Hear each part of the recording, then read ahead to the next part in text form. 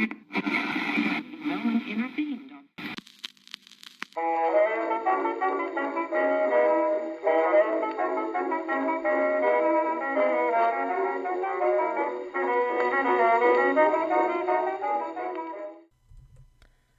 Happy fall, y'all. It's October here at Jacqui Just Chatters. The best month for apple cider, sweaters, bonfires, and getting cozy with a good book. And books are the theme for today. My guest, Jeff Anderson, took his life's career of working on the railroad and turned it into a collection of short stories.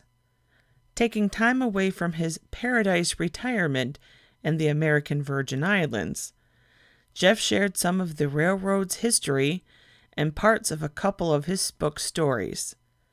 Please join me in this long-distance conversation. Jeff, welcome to Jacqui Just Chatters. I am very excited to have you take part in this conversation. Yeah, thanks for having me. Your story sounds totally fascinating, and your story begins with the Long Island Railroad. Now, for those of us who've never been to Long Island, which I will have to be honest, includes me, I know of it, but I haven't been there. Tell us a little bit about the railroad, its history, its importance. It's still the oldest operating railroad in the United States under its own charter. It was established in 1836. Four generations of my own family have worked there. The company is the busiest commuter railroad in North America. Wow. I had no idea it was the oldest, that was the first one. That's pretty amazing. Well, it's the last one operating still under its own name. I should say that. I think B&O is Okay, the original railroad in the country. I think, but I'm gotcha. not really a rail buff per se. So that's not what this book is about. You're a buff of your stories and your family's stories with the railroad. When I worked for the railroad numerous times over the years, I heard other people I work with say, "Man, somebody should write a book about this place." Because I think any place that you work with the general public, there's always a lot of unexpected drama unfolds, and it does remain interesting, I will say. You and your family, as you mentioned, worked for the Long Island Railroad. Tell me about that tradition. How did that get started? Honestly, I don't know how it got started, but my great grandfather on my dad's side started as a conductor, and he worked through the Great Depression. And during the Depression, which I mentioned in the book, I think this says a lot for the job on the railroad, was that he went to work every day during the Depression. So the worst economic downturn in the country never really affected him. So the railroad, I think, has always provided the job itself a lot of security and that type of thing. There's always they've said as long as there's a Long Island, there'll be a Long Island Railroad, and I think that's true. Why is the railroad so important? Like, where I am, there's technically a railroad, but hardly people use it. I mean, I live in Michigan. I'm the Right. automotive capital of the world. We've pushed automotive as the forefront as the companies have. Yeah. So, that's such a different kind of mentality for me. So, walk me through it. You're right. Across the rest of the country, rail service, other than freight service is still big, but passenger rail service has dropped off big time across the country, and a lot of that was due to the automobile. People want to get in their car at home and go directly to where they want to go, and so once that started and the interstate highway system came into effect, personal vehicles and trucking really overtook railroads. And but on Long Island, there's a geographic limitation. It's a long, narrow island, and New York City, Manhattan, just Manhattan alone holds about 8 million people a day, during work hours. So to get all those people in, you can't drive in. There just aren't enough roads and bridges and tunnels to get that many people in every day for work. So rail service from all around, not just Long Island, but New Jersey and Connecticut as well, brings the majority of all those people to work every morning and bring them all home at the end of the day. How fascinating. It reminds me of Britain that I spent one summer living in the UK, and that is a place that understands rail service, and I, Yeah, I really appreciate it. The Europeans have definitely got their act more together when it comes to really nice passenger rail service, no doubt about it. The United States has been lagging for a long, long time. Ever since, I guess, towards the end of World War II, it just kind of tapered off. And, freight is still big, but rail service across the country. In fact, I just saw this morning Amtrak is cutting more jobs and more routes. And it's just rail service isn't fast enough for the average American, I guess. I think one of the biggest problems I see with rail service is you can use it to get from point A to point B, but what happens when you get to point B? Yeah. If that place doesn't have a good infrastructure of public transit to get around, then you don't want the rail because it's not helpful. And the pandemic, actually, the one thing that did show was, I mean, it was coming anyway, but it happened quicker because of the pandemic. Is a lot more people were able to work at home, and so you don't have to commute into that big congested city anymore. Maybe 2 or 3 days a week you can do that. So the railroad, it'll take a very long time for the railroad to recover its ridership. Its ridership per day was. I forget the exact numbers, but it was around 350,000 people a day would ride that train ride those trains into Manhattan or other parts of Wow. Queens and Brooklyn to go to work. And those crowds just aren't coming anymore. Yeah, it's a shame they just put a whole lot of money into extending service. It was the largest capital program in the country for East Side access, getting Long Island Railroad to Grand Central. It always went to Penn Station before that. And how much use are we going to get out of that now? It's getting ready to open soon, but time will tell, I suppose. That's a lot of people. That's Yeah, amazing. You mentioned that, people in the railroad were like, "Hey, somebody should write a book." yeah. What inspired you to be like, "Hey, I'm going to be that guy. I'm going to write the book." I don't know. I've always had an interest in writing, and something I never did. Being on the railroad, locked into the job for 30 years, my wife and I, you can't just pick up and move and go anywhere you want. You're tied to the job, and the job is where it is. So I always thought, like a writer, for instance, you can live anywhere in the world and write and send things off to your editor, your publisher, what have you. So I started kind of tinkering with writing. When I was a kid, my grandmother had a typewriter, an old typewriter, and I remember playing on that a lot. Maybe it was the mechanical end of it that I enjoyed. I don't know, but anyway, I started then, and I've been tinkering with it. And even when I started this, I don't know, 5, 7 years before I retired, I started on swings and stuff. If I had time, I'd scribble away on a notepad, and it just kept going. You sent me a list of your table of contents of the various stories that you have included in your book. Yeah. And there were a couple that I was really interested in hearing more about. One of them was Greenland Annie. Tell us about that. Yeah, well, back in the 70s when I was a kid, the future psychological well-being of your children wasn't exactly as important as it is today. So my my dad used to like telling these crazy stories and railroad related stories, and it was during the summer. I remember it was the first time I got a good chance to hear anything about the railroad. And my dad wasn't home much as a kid. The railroad, since it's a 24-hour operation, he was gone a lot, and it wasn't a big deal. It's just the way it was. Wasn't anything tragic or anything. But anyway, when we did get to spend time together, there were often tales of the railroad told. And so this was when I was around 9 years old, I guess. It was the summertime, and one of the neighbors was having a get together one night, and after everybody ate, they set up a little bonfire in the backyard and set up some old chairs around it. And I didn't know it, and you don't know it till the end of the story. But this was kind of pre-planned between my father and the neighbor. So with all these kids sitting around the fire, he tells this spooky story about this woman named Greenland Annie, who was, as far as I know, this was fictitious, but it was a woman who worked in a tower, which was we still have towers on the railroad. They're small outlying buildings, and people that work in them are called block operators. And what they do is they get their directives from Jamaica, from the Movement Bureau, and then they set up signals and switches and tracks for the trains out in their area.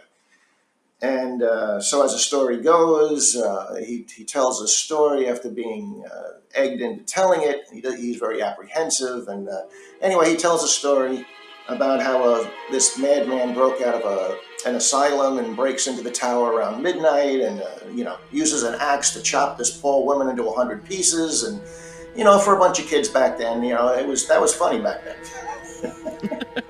But anyway, what the whole premise behind the thing is during the day, him and this neighbor had spent time cutting some trees in the backyard. And my dad, had this moment where he had an idea and he got some fishing line back at home and he strung up this line from the top of a tree across the backyard and hung a small red flashlight from it.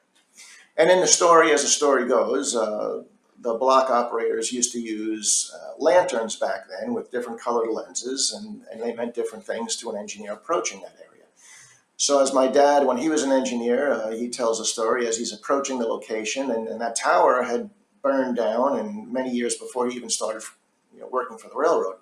And when he stopped his train, because the swinging red light could be a signal to stop the train, so he stops his train, but he loses sight of the light. But he's right next to the old foundation of the old tower. Anyway, they check things out. There's nothing there. They proceed on their way. When they get out to Port Jefferson, their final terminal, he makes a phone call and contacts Jamaica, and he's talking to this old timer that works up there and says, I've heard this story before. And that's when he gets told the story of Annie and what happened to her. And this old dispatcher working in Jamaica tells him that, this happens almost every, this same time of night on this same date. And it happened to be the same date that this poor woman was massacred. So Aha. anyway, my father finishes the story, and there's another, the neighbor is with him, and he releases the light in the tree, and this red light comes screaming down out of the trees, and of course every kid jumps up and runs screaming, thinking that Annie's bloodstained lantern is in the backyard. And so that was my introduction to the railroad. Oh my gosh. Oh, your dad, this neighbor had a wicked sense of humor. Yeah, yeah, yeah. And like I said, it was a different time. Oh my gosh, that's fabulous. The railroad was a place when I first started. It was a place lost and stuck in time. I'll say the railroad took decades. It seems they're always decades behind. And as much as the trains may run on a close to schedule, the mindset really never does on the railroad. Now you mentioned it was a 24-hour operation that your dad could be working at any time. Yeah, That shocked me. I've just always used to I don't know, I just always assumed trains were, like busing and even in big cities there might be a night bus or whatever, but the busing would stop at a certain point. I never really, they used to say New York's a city that never sleeps. I think it's New York they say that about, and it's true until I started working for the railroad. I didn't realize that either. But yeah, 24 hours a day, there's a train rolling all the time somewhere on the Long Island Railroad. So you could be going back and forth Long Island all night long. All the jobs, there's about 350 different runs, different jobs, and yeah, you get. And when we qualify as locomotive engineers, you're qualified on all the equipment and all the branches. So when we work, we have a thing called the extra list, which a lot of the young guys are forced to work.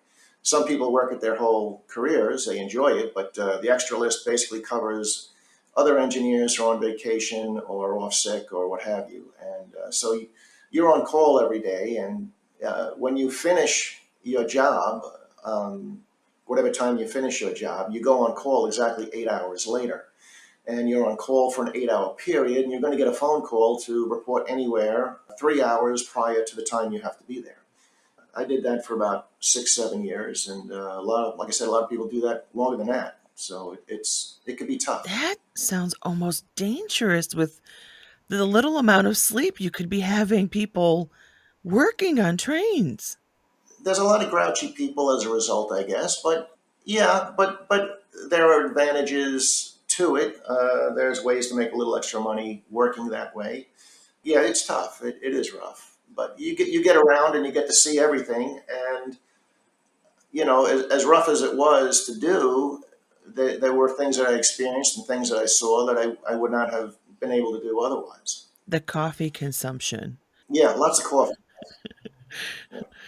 But one of the stories is about caffeine and how we used to come into certain stations and brakemen would jump off as the train's coming in, run across the street, get coffee at a 7-Eleven, and you'd stop the train. By the time the people got off, you'd be running across the street with coffee. So, yeah, that was a big part of keeping things moving. Yeah. It literally was a coffee run. Yeah, they said the railroad, the trains run off of third rail, energy, diesel fuel, and coffee. You had mentioned with your book that you have decided to self-publish. How did that come about? Yes. An agent wasn't interested in me. Yeah, the publishing is it's tough. There's a lot of writers out there trying to get stuff published. And if you're unsolicited, meaning if you don't have someone backing you up or another writer or Stephen King saying, hey, check this guy out, you get put on the back burner. Agents and stuff are also very busy.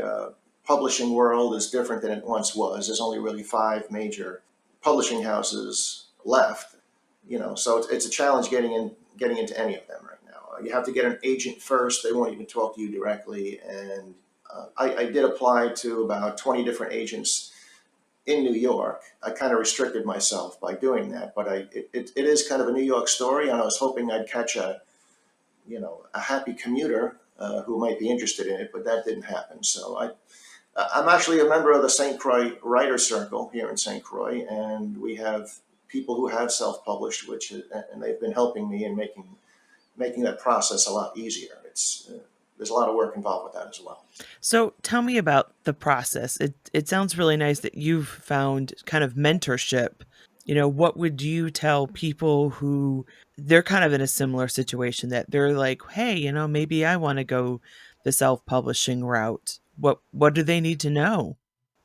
Well, you can do it on your own if you're willing to commit the time to figuring it all out. It's probably not that hard. There are a lot of videos and stuff, but it's nice to have other people to talk to and say, hey, what's worked for you? And, during the process you went through, what would you do now? And now that you've gone through it. So that's a big help. And then joining a writer's circle of some type is great because not only do you improve your writing, but you're learning a lot more about the entire process. So tell me about this Brighter Circle. Like, what kind of things do you guys do? How do you help each other? How long have you been part of it? I've been a part of it, I guess, about three years now, maybe longer.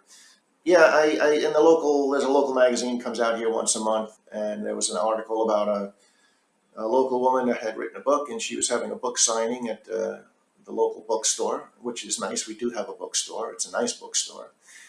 So I went down and met with her, and in the article it stated she was part of this writer's circle. So I spoke with her and told her what my intentions were. And so a couple of weeks later, I got a call and started going. And like I said, it's been a great help. A woman's name is Apple Gidley. She's more or less our corraller in chief, she calls herself. And the number of people within it fluctuate depending, like this time of the year in the middle of summer, there's really just a few locals, maybe half a dozen, 6 or 8 people a week meet.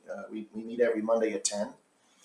And but during the winter, we have more of the snowbirds come down, and it can get a little busy.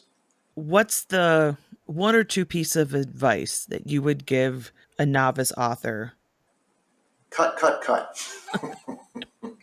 Like when you're editing, as I said, when you first complete your book, you think, hey, this is it. But after reading it aloud with other writers and getting feedback, positive feedback, I mean, it's all good feedback, good and bad. There's a lot of criticism. And as a writer, you have to learn early that criticism is part of the process. And so if you're easily rubbed the wrong way, it's probably not for you. So you have to kind of take the good with the bad and swallow your pride from time to time and really consider all the information that's coming at you. And so the Writer's Circle does provide that, and it's a very good group of people who all have a similar interest. And I think everyone there appreciates having someone that really can consider things the same way as you do as another writer.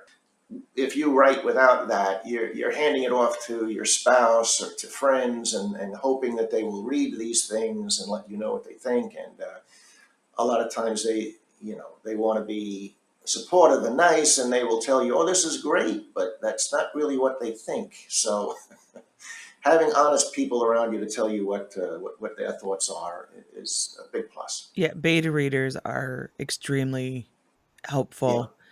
And you're right, it's important to remember they are critiquing your work, not you. right, This is not a criticism of who you are as a right, person. This is just your writing, and if you think writing your first draft that, "Oh, it's gonna be perfect and amazing," right. nobody does that. In the beginning, my wife, my long suffering wife, has read through many of these stories many times, and she will tell me, she will give me her honest opinion and let me know what she thinks. But then I'll say to myself, it's my wife. She doesn't know what she's talking about. And I will go to the circle and do my read, and people will listen, and most of them will say the same things my wife did. So, but I guess it hit me, it reaffirmed, I guess, what she said, and helped it, a good deal. Okay, there is a second story I wanted to hear about. Merry Christmas, Barbara. That looked pretty funny. That was actually a story that my wife suggested I write because she said, you need a little bit of spice in this book, so you need to spice it up a little. And I am not a romance novelist by any means, that's for sure. But there was a woman named Barbara there that worked there, and from World War II until the late '70s, the railroad did not hire women. It was a very different world back then. It really was a man's world. So the few women that they did have working there predominantly worked on passenger trains in uniform, cutting tickets, and the trainmen that you see when you're on board a train. Very few of them worked in yards and freight. Yards and freight was a separate division. There was no uniform. You worked outside, all weather conditions, day and night. Very physically demanding, tough jobs, and especially for trainmen who were on the ground outside. As an engineer, you're up in the engine, shifting equipment back and forth. But in the winter, I have heat. It's kind of nice. Anyway, she was one of the first women, one of only two at the time when I first started, that worked in yards and freight. In fact, when I was a trainee, I remember being up in Yard A, which was a big freight yard that we had, which isn't in existence anymore. But they used to do this thing called humping cars. And in railroad terminology, what that means is they break up incoming freight trains and they divide them up and make smaller trains depending on the destination of each boxcar, each piece of freight. So in order to do that, you can't really use an engine and go back and forth with all these cars into every single track. So what they used to do is they'd have a lot of brakemen that would be there in the yards, and you had a hump, which was literally a small hump in the rail, and the train would be shoved up to the hump. And when the lead car came over the hump and broke away and gravity took over, the brakeman would cut away that car, climb up the back of that car, and all the way to the top, there was a large cast iron wheel, which was a handbrake. So on a ladder, on this cast iron ladder, they'd be hanging off the side of this freewheeling boxcar and ride it into these separate tracks where all these different trains would be made up. So, yeah, it was the first time I was sitting. Yeah, so we were sitting there, and a car went by us. We were sitting still, and a boxcar went by, and I smelled some perfume, which was very odd for a freight yard. And then I noticed the long black hair, and I nudged the old guy next to me. I said, "Who is that?" And he said, "Oh, that's Barbara." And anyway, she worked as well as the guys did, and she, didn't take any bullshit and knew her job and was very good at what she did. And so I had a great deal of respect. Most people did have a great deal of respect for Barbara because she could, she was actually better to work with than a lot of the men that worked there. So that's the main character in the story. That sounds terribly dangerous, that humping. Yeah, there was a lot of trainmen. Yeah, freight was tough, especially working at nights too. You'd be shoving these long hauls into these. The worst part of any town is around the tracks, and there'd be muggings, there'd be all kinds of other things that took place as well. So it wasn't easy. But anyway, as my story goes, me and Barbara one night have to go down to Long Island City in the middle of the night, which was a closed yard at night. So it's we're the only ones down there. We have to get an engine and bring it back to our main repair facility in Queens. And how does this turn into a romance novel? Well, yeah. It's not really a romantic story, I should say. It's more of a story of flirtation, I suppose. But I won't give away what happens at the end. But I mistakenly see her in. She's in what I'm told is her office, and when I go to her office to get her to make this run, I find out that the office is really a bathroom, and she's in the middle of changing. So I see her, almost naked in a mirror, and she slams the door in my face. And I find out later that her office is really the only women's restroom in this facility because prior to her working there, there was not a female restroom because there weren't any women that worked down there. So, and she was the one that had it, forced the company to put this thing in, build this thing. And the story behind that is in the story. But anyway, since I see her naked, she threatens me that before the end of the shift, I will see you naked as well. And it happens on the way down to Long Island City, we stop at this place called Bliss, which was really a desolate place, even though we're in Queens. But it was in the middle of an industrial section, and a lot of the industry had left by then. So it was kind of like a big ghost town, and there was an old tower there that had closed up, and the old block operator that worked there used to feed a lot of the stray dogs and stuff in the area. And when they closed the tower, these dogs had to learn how to fend for themselves. So there was a rumor had it that there was a pack of dogs in the area, and I'm warned of this before I go, and I laugh it off, thinking, the old guys are full of shit. Anyway, we get down there, and there's a small phone because the radios don't work down there. There's a small phone attached to a telephone pole in the middle of these weeds, waist-high weeds, and it doesn't look like it's been used in a long time, probably hasn't. And so I go down to make a phone call to get authorization to use this last section of track to get down to Long Island City. And I'm attacked by dogs. And when the dogs grab me from behind, they tear at my pants and they pull the back of my pants off. And Barbara does, in fact, get to see me partially naked as well. And but she actually comes down, jumps off the engine, and with a fire extinguisher, and saves me. Really literally saves my ass, as is told in the story. Oh my goodness, she's a superhero. Yeah. And so we get down to the city, and there's an invite to come back to her apartment, and it's. But then a radio transmission breaks through from another yard. It's Christmas Eve, and this guy, the other engineer, is talking to another block operator about Christmas and his family, and that the whole world shifts, and nothing happens basically. But there's at the end, it's she walks away, and I say, "Merry Christmas, Barbara." Anyway. You have to read the story. The story's better than what I just told, I suppose. That's a pretty exciting Christmas. I hope Santa brought you a new pair of pants that year. Yeah. It was a different time. That must have been quite the souvenir of the ripped up pants. Yeah. It's brought. You walk away at the end of your career with a lot of memories, and I stated earlier, it is one of those. Somebody should write a story about this place because a lot of things that do happen are unbelievable, really, and a lot of the stories about working with other employees, but other stories too are about a lot of the passengers and crazy things that they do. I've got some fun get to know you kind of questions. Okay. There's no right or wrong. These are just some silly fun ones. All right. Question number 1. Which would you rather have? Free gas for a year or a free 2-week-long European vacation? Oh, I'd have to go with the gasoline. Yeah, definitely. Gasoline. Gas here has actually gotten a lot more expensive. What is your favorite thing to drink out of? To drink out of? I thought it was going to be, what's your favorite thing to drink? Living here, it's rum. My favorite thing to drink out of? I guess I do have an odd admiration for coffee mugs. I have a lot of different coffee mugs from every place I've ever been, I suppose. I don't know. I have to always buy a coffee mug whenever I go somewhere. So. Oh, so you're a coffee mug collector. Yeah, I got a lot of different coffee mugs. Yeah, you get up in the morning, you open the cabinet, and you say, you look at all these coffee mugs, and they remind you of different places, and where would I like to be today, and that's what I grab.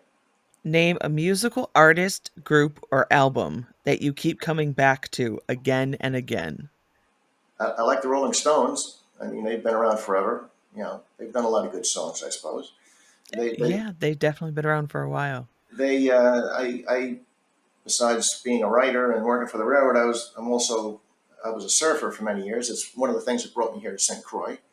And the Rolling Stones did, in fact, stay in Montauk, which was the easternmost town in Long Island, for a little while back in the 60s. I used to go there to get away from the crowds, I suppose. And in fact, there's a song called Memory Motel. It was actually written about a motel that's still there in Montauk. And I used to go out there a lot to go surfing. And yeah, I don't know, there's that connection, I suppose. I never knew that. I didn't know the Rolling Stones wrote a Montauk song. That's awesome. Yeah. There was an old bar and grill out there that's changed now, but they had old photos of Mick Jagger, in his 20s when he started, and hung out there. And I guess maybe when they came to New York, it was part of New York, but as far away from the city as you could get. It's your birthday. You can pick anything you want to eat for your celebration meal. What is it? German chocolate cake. Ah, Yeah, it's the icing that's a that good gets one. me. The coconut in the icing. Oh, That's the good stuff. that is good. Yeah, potato salad, that's up there too, though. I don't know. I don't know. I like a lot of Italian food too. I work with a lot of Italians. I suppose that rubbed off. Yeah, there's quite a few Italian gentlemen in my story as well. Yes, lots of Italians. Italians in New York? The Yeah, douche, you say? yeah. If you could be Facebook friends with anyone, living or dead, who would it be? Facebook friends. I don't know. One of the big things about being a writer, they tell you you need a platform, and Yes, they do. I'm not big on the social media thing. In fact, one of the agents in New York that I sent off my original query to was asking about my platform, and being the wise ass I am, I suppose I told him, if you can get me a couple of 2x4s and a few sheets of 3/4 inch plywood, I could build you an awesome platform. And needless to say, I didn't get picked up by that agent.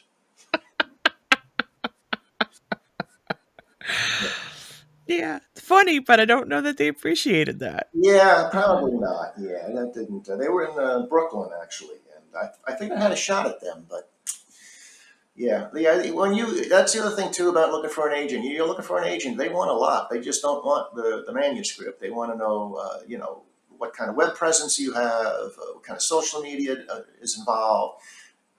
Agents and publishers, they want like a preset, easy, ready to go person that's already self-promoted, which I don't know, I think is cheating, but that's the way the world works today.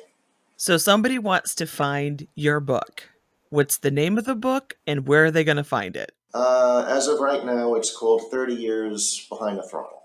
And I'm hoping to have it available on Amazon before the holidays. So hopefully we can post something here on your site when that happens. Absolutely. Yep. Let me know as soon as it is out, and I will put it on my Facebook page, and I will put a mention on my podcast. Okay, great. Well, I want to thank you so much for coming on and having a chat with me and sharing some of your experiences. All right, thank you again, Jacqui. I appreciate the opportunity. I hope you've enjoyed hearing these rail tales. Don't forget to subscribe to Jacqui Just Chatters on your favorite podcast medium. My regular episodes come out every other Thursday. I will be updating my Jacqui Lens author Facebook page when Jeff's book's available on Amazon. You can find the link in the episode notes. Until my next episode, I wish you well.